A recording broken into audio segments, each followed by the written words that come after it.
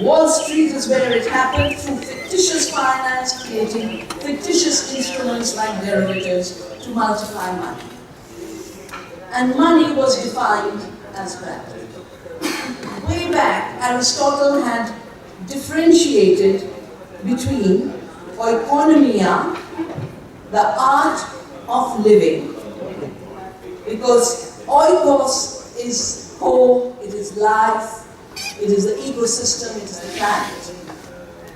Economy is supposed to be the management of that home.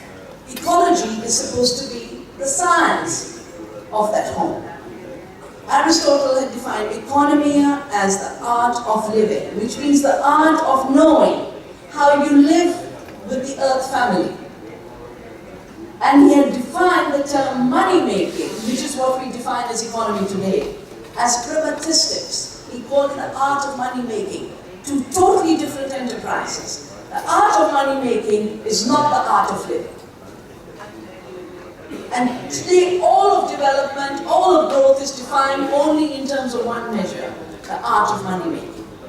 So you are one of the richest surviving forest countries of the world. You and Costa Rica. It's very easy to create growth for 5 years, 10 years by chopping all those forests down and losing all the ecological services they provide, all the real wealth that those forests provide, including the fruits, including the medicinal plants, including the watershed functions, including the biodiversity. It used to be the case that we didn't measure the value of nature. Those who want to exploit nature are giving a price to it, but price is not value. Value asks you to protect that which is valuable. Price calls on you to exploit that which you can make money out of. And I am very privileged, blessed, because I was invited to a meeting in 1987 because of the work I had done on the Green Revolution and my book, The Values of the Green Revolution. The meeting was in 1987 in Geneva. It was called The Laws of Life, on the implications of the new biotechnologies, the new genetic engineering, the new tools of taking genes from one organism, a human being into a cow, or a pig into a cabbage, or a bacteria into this very famous case we had in India, bacterial genes into the brinjal. The tools were created in universities in the US, but they were patented by companies who had sold us chemicals. They were known as agrochemicals, but the roots of all agrochemicals were in the war. The entire age of chemicals was developed for tools of killing. Explosive factories were making bombs. Older chemical industries made nerve gases that were used for the concentration camps, the killing of people in concentration camps. And in fact, the chemical industry for the war had created a cartel at that time. It was called IG Farben. IG Farben was tried in the Nuremberg trials after the war. They were recognized as war criminals, but they modified themselves after the war and turned exactly those chemicals that kill life into agrochemicals for agriculture. And then they changed the entire paradigm of agriculture. From knowing the ecological processes of how the soil renews itself, how pollinators work, how diversity controls pests, how to increase productivity through diversity, into a very crude paradigm of introducing chemicals for warfare into agriculture. Now if I take a gun and I shoot, that is a technology of killing, I don't have to know who you are. I don't have to know anything about you. If a drone is sent on Afghanistan, that drone doesn't have to know anything about what's going on in the village. Are the children at a wedding party? Or are they terrorists? There's no distinction. So in fact, technologies of violence are blind technologies. The fact that they're efficient at killing does not mean they are efficient at maintaining life support systems on this planet. And that is the confusion that has been maintained. The latest generation of technologies is genetic engineering. And at that meeting in 1987, the old chemical industry said it very honestly. There was no GMO in the world at that time. They were planning the world of GMOs. They said, if we do not do genetic engineering, we can't declare that we have made, invented, and created the seed. So through genetic engineering, we can say this is our invention, we've added a new gene, and through that claim to be inventors, take a patent, create an ownership through intellectual property rights, and collect royalties from peasants. They also very honestly said that it wasn't enough to implement these laws of ownership on seed and ownership of life in USA and Europe, because the 5 big giants that control all this are European and American. The top 5 are Monsanto, Syngenta, DuPont, Dow, Bayer. They were all in the list of chemical companies earlier, the war industry. They are now the controllers of seed and life on Earth. And that's why I sometimes say, when they define GMO, they're actually saying God or creation, move over. We will now define ourselves to be creators of life, and we will collect royalties from around the world. Monsanto admitted in 1995, after the World Trade Organization was established, they said in writing this agreement on intellectual property in the World Trade Organization, we were the patient, the diagnostician, and the physician all in one. We defined the problem and we offered a solution. We wrote an agreement, took it to our government, which then imposed it on the rest of the world. And what was the problem they defined? They said it is a problem that farmers save seeds. Because as long as farmers are saving seeds, the market for selling seeds that are patented and owned and bring back the royalty cannot be created. So their single point agenda became how to criminalize farmers saving seeds. They had thought, in their arrogance, that by the year 2000, and they said it at this 1987 meeting, they said by the year 2000, all seeds in the world will be genetically engineered and patented. And I took a pledge inside my heart.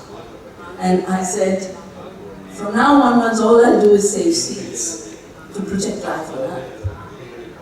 And started Vandana, the movement for seed saving. But also took a commitment that we won't let the obscenity of patenting life spread around the world.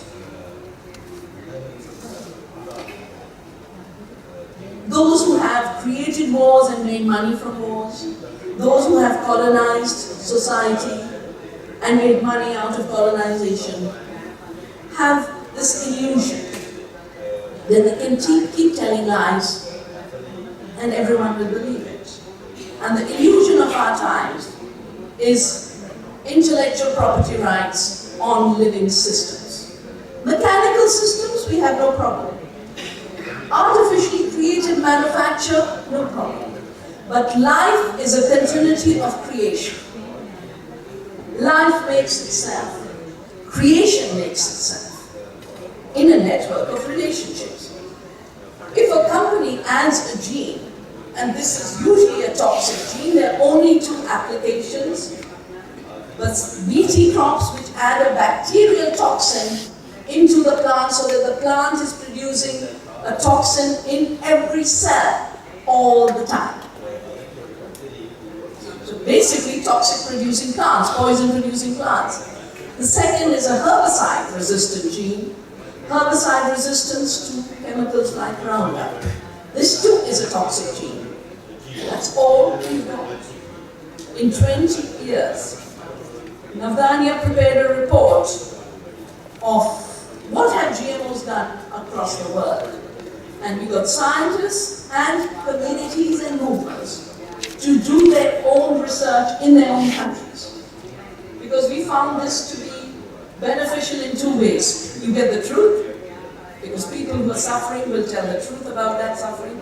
But second is you do it with no cost, 0 cost. Because those who are struggling want to tell their story. And we pulled it together, and at the end of it, this is a synthesis. I was sitting and holding my head because I thought Argentina and Brazil and the US, they were doing well. People aren't doing well, the farmers aren't doing well. Monsanto's doing very well, because everywhere their genetically modified corn and genetically modified soya is bringing them royalties. And the reason these 2 crops are spreading is because for every increased acre planted, a royalty comes back. I had a wonderful dinner yesterday in astounding. I think there were about 8 plants I don't know. And we built a movement for biodiversity. But your biodiversity is so rich. You are so privileged. All of those wonderful dishes I had yesterday, no one is collecting a royalty, but everyone is getting nutrition. Because these are trees and shrubs and plants in everyone's backyards. But as the industry likes to say, these are just weeds. If they're not traded globally under globalization, and they're not the 8 commodities that go back and forth, rice and wheat, corn and soya, palm oil now, they're not food. They have defined our food as non-food. And they have defined non-food as food. Because no one is supposed to eat genetically modified corn and soya.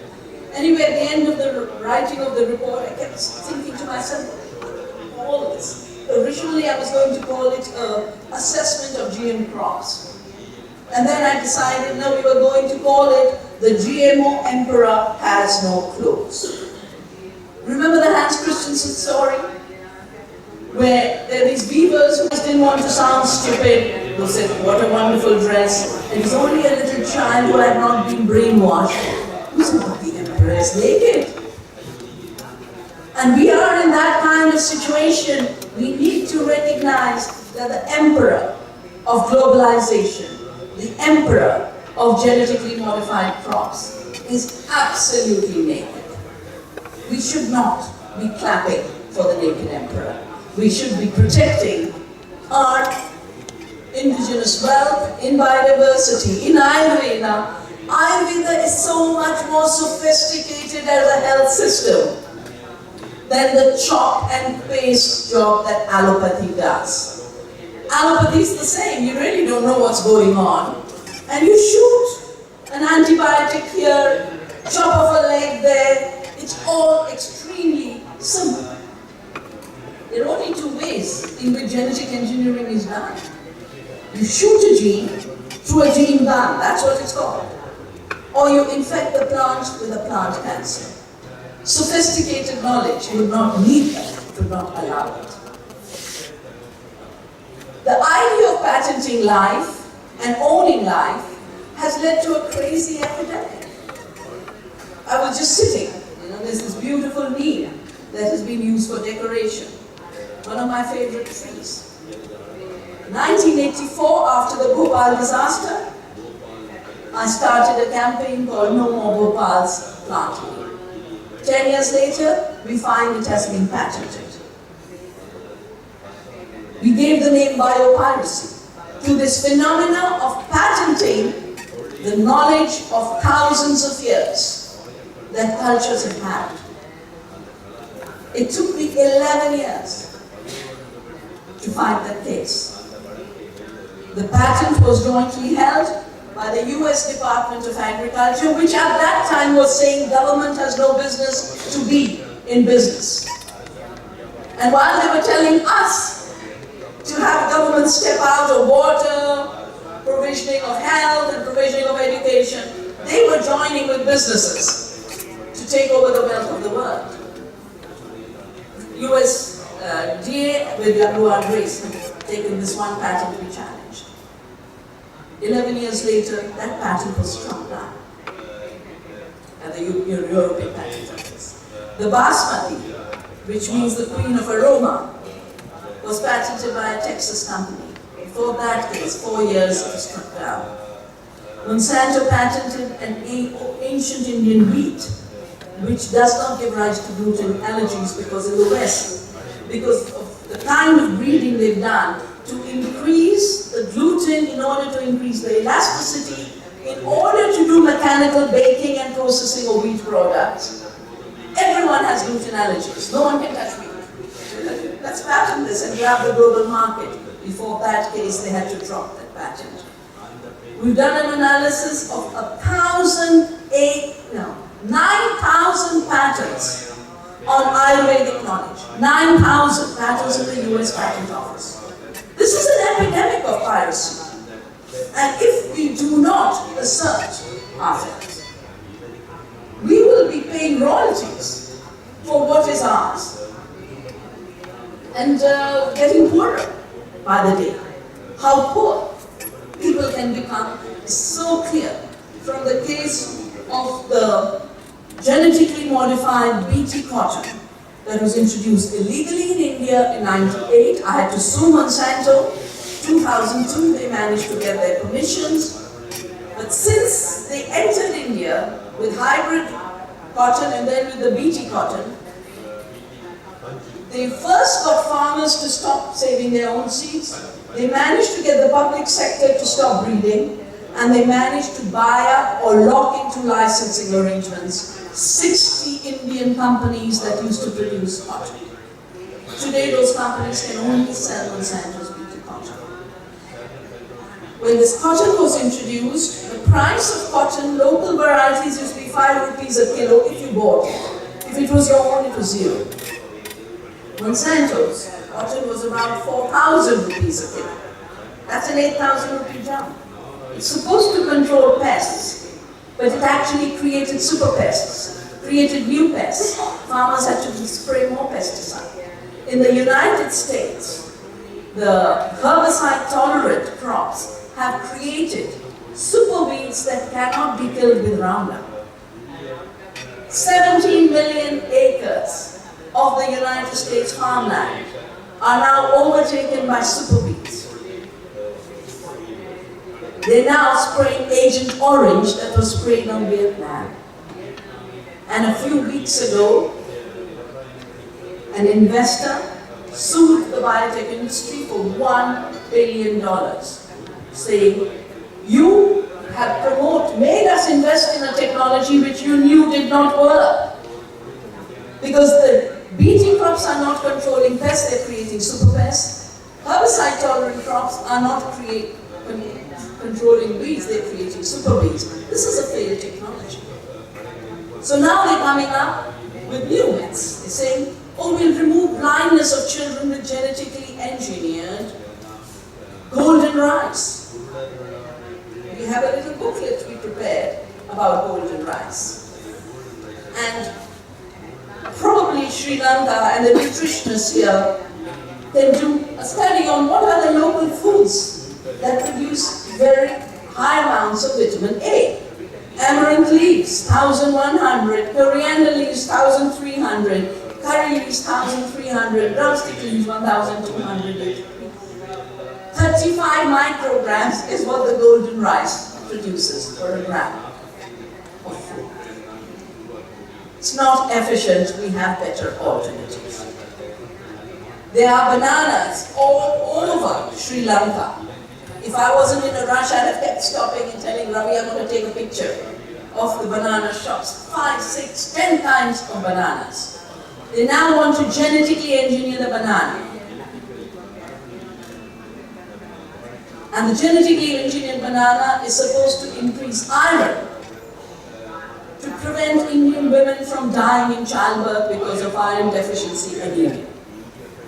The banana has 0.44 milligrams of iron. They say we'll increase it 4 to 5 times, which means they'll take it to 2 or 2.5. You just have to look at the foods that we have. Turmeric 67.8 compared to 2. Yeah?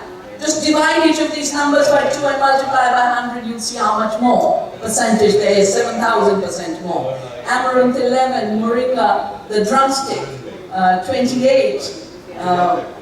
You don't use the millet so much, but our beautiful neem, 25. We have all this wealth given by nature, conserved and improved by our ancestors, the basis of our indigenous knowledge, and we are being told we have nothing. When the world was colonized, there was a legal concept created by the British. It was called terra nullius, the empty land.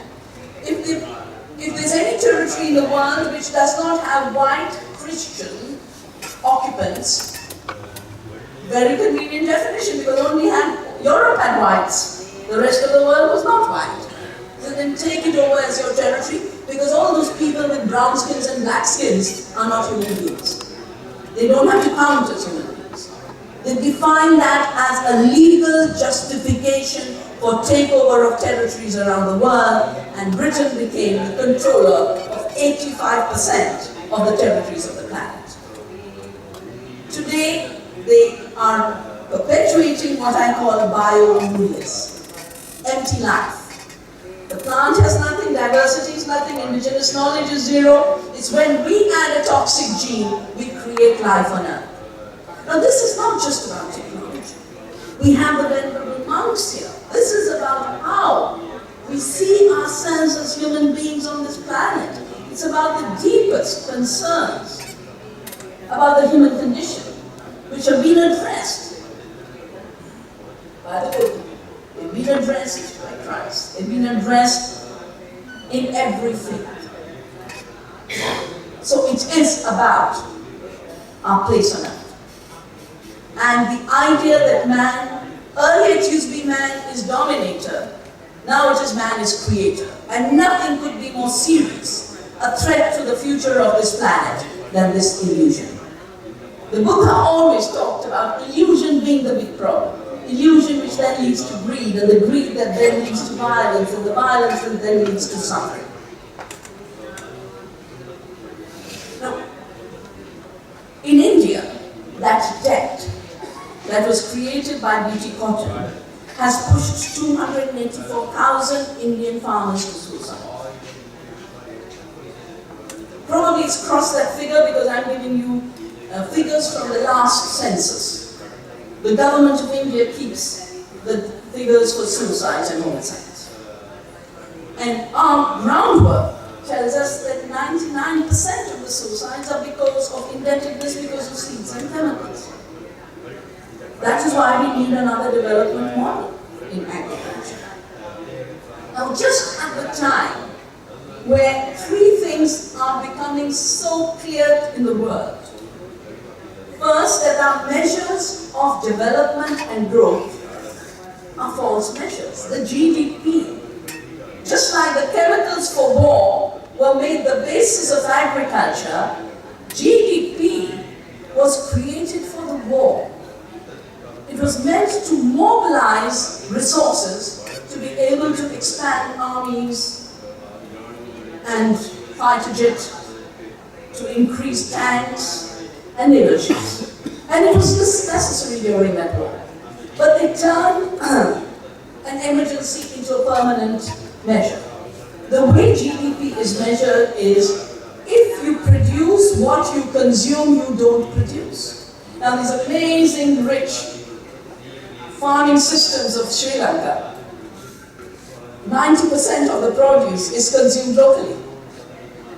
Supports an entire prosperous economy, but it's counted as zero. When you chop down your forests and you grow bananas for Dole and Del Monte, and soon there will be genetically modified bananas if you don't stop, suddenly there's growth. The destruction of the most primeval ecosystems, the rainforest, for the most contaminated, toxic banana plantations is defined as growth. And the growth measure is such a false measure that it makes you give up everything that sustains you. The earth, nature's economy, people's economy, destroy it. For 5 years you reach 7% and 8%. We did it in India. We hit 9%, we dropped down to 6%. Because when you're destroying the very foundation of the economy, the people and nature, you can't sustain it. So India was creating growth, but every fourth Indian is hungry. Every second Indian child is stunted and wasted. Half of India's future is being closed because growth did not look at their nutrition. Growth did not look at how are they growing. Growth looked at a fictitious measure. Now this fictitious measure can be manipulated so comfortably. England is doing very badly, as is all of the northern countries. They're either negative or they're at 1 or 2% growth. So England solved it very well last month. They increased their growth by 5% by adding £10 billion.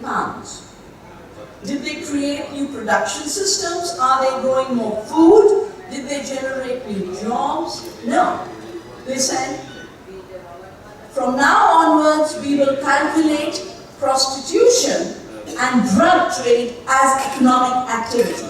And that sector of prostitution and cocaine trade is worth 10 billion.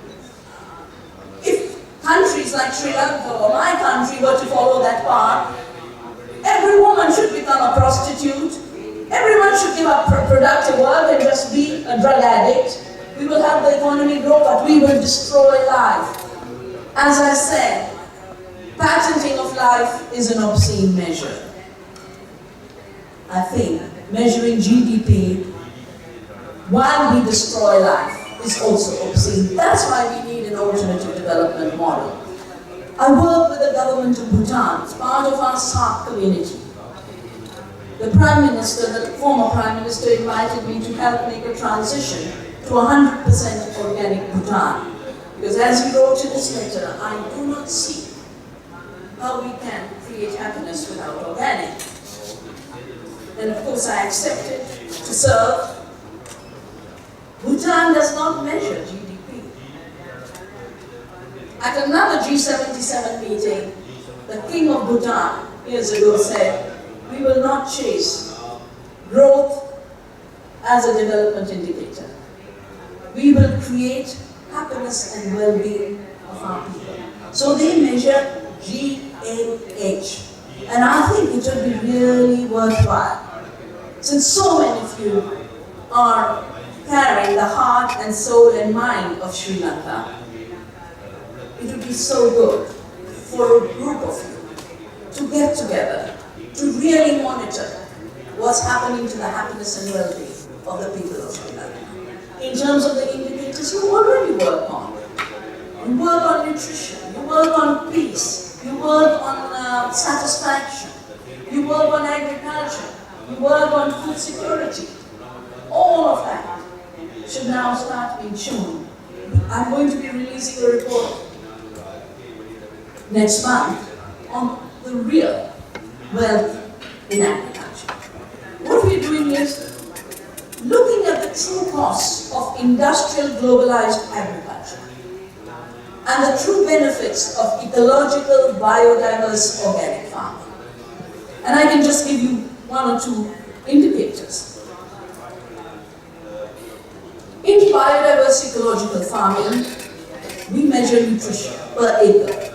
And maximizing nutrition per acre through biodiversity, we can feed Indians with no deficiency of any kind. The farmers who work with us with local seeds and organic farming and are draining nothing out for buying toxins. They also produce better food with higher nutritional quality. They're earning 10 times more than the farmers growing BT cotton or hybrid rice or hybrid corn, because we've not allowed any GMO food crop. So far, it's a big issue. And Sri Lanka, of course, has been given this seed law.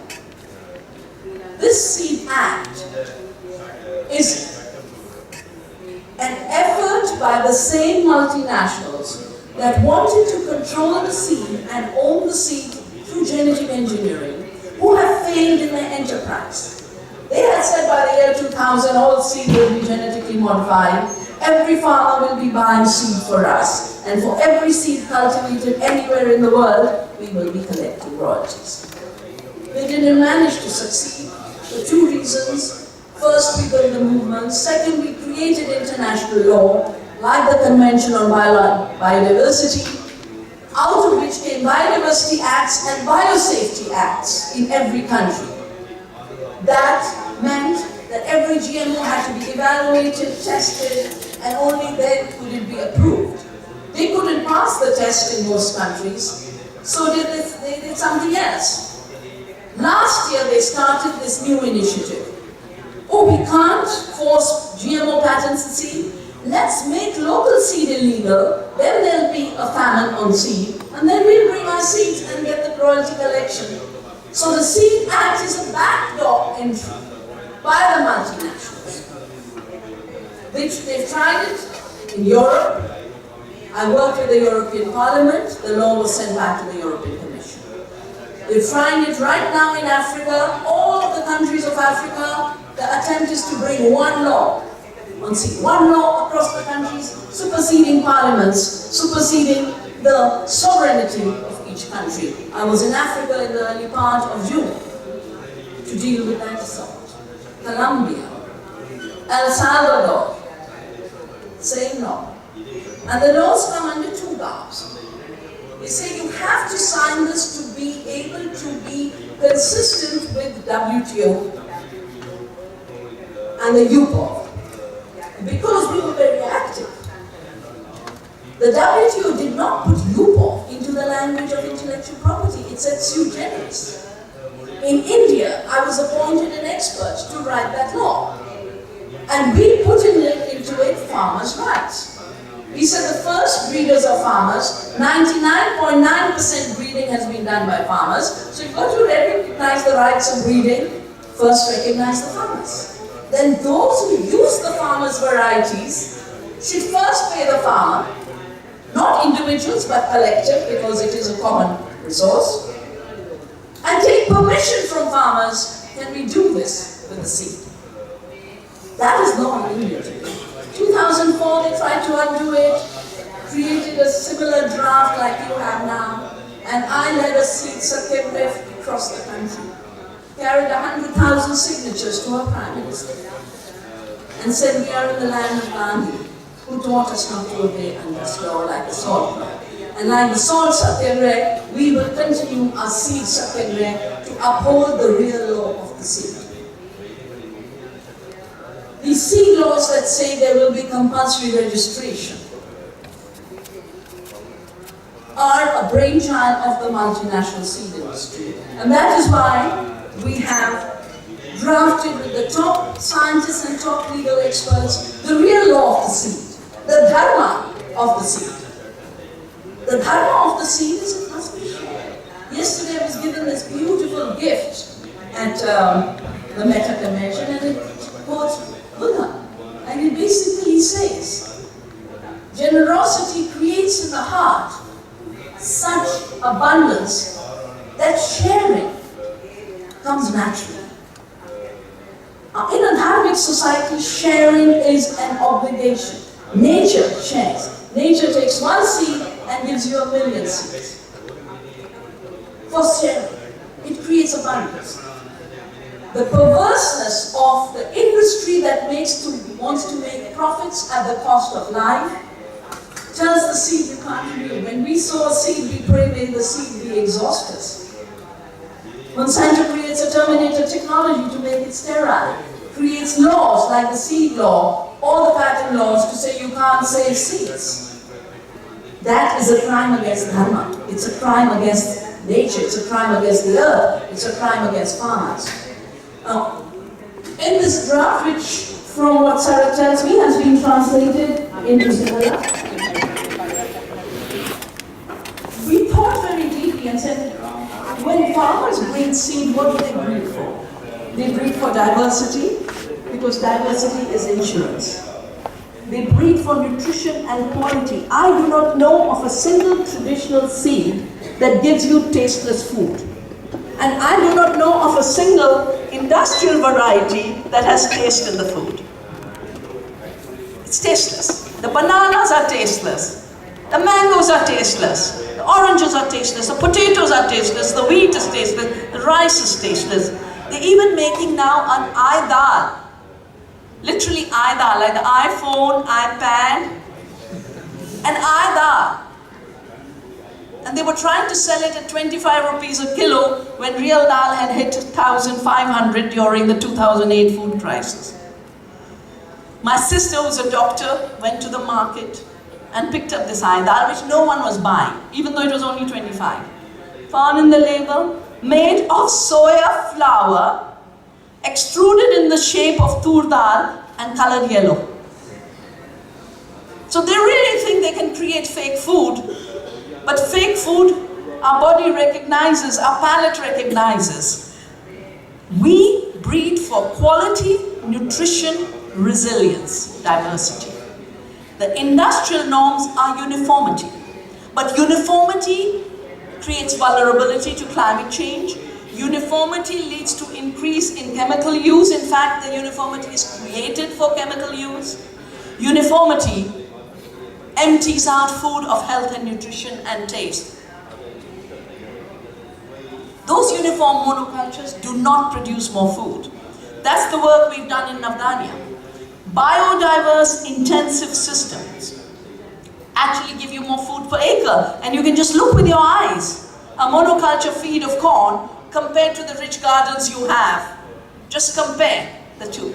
In biological production, biodiversity production, nutrition, and even incomes of the farmers. But they've managed to convince us. Industrial agriculture with chemicals, with seeds that are uniform, seeds that are patented is the way to go. Look at the costs it has generated. 1 billion people are hungry permanently. 2 billion are sick with diseases of obesity, diabetes, cancer, autism. This morning, the Times of India had a paper citing the Center for Disease Control in the US. In 2 years, autism has increased 35%. And in the CDC report, which I read, it said, and this cannot be because of genetic disorder, because genetic disorder can't explode like that. It is because of increasing toxins in the environment. Since 70s, when they started to look at autism, worldwide, there's been a 30-fold increase in autism. Just like from the child who's hungry in India, we are robbing the future when we push children, even in wealthy societies, into autism. We are robbing a full life.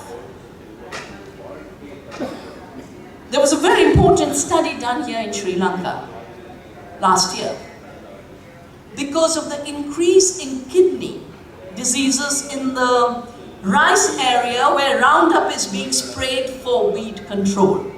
Roundup, glyphosate, is a Monsanto chemical.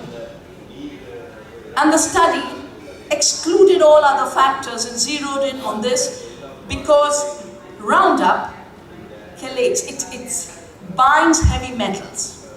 And those heavy metals do organ damage. The study talked about 400,000 people affected by kidney disease and 20,000 have died in the last 20 years here in Sri Lanka. Immediately the government ordered a ban on the chemical.